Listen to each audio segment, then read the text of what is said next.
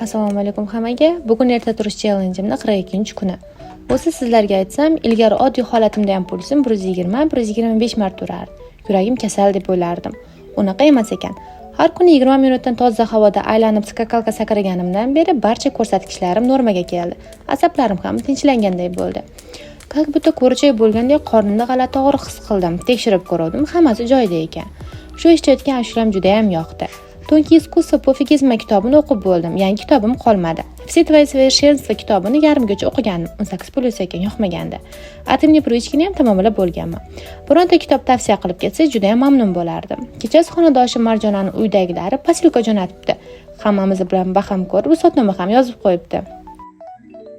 Umrlaridan baraka topishsin. Xullas, tonggi darslarim tugallab bo'lib, o'qishimga keldim. Rektorimiz shaxsan o'zlari biz bilan suhbat qurdilar. Bugungi tongim juda ham barakali bo'ldi. Kelgusi videolarda ko'rishguncha xayr.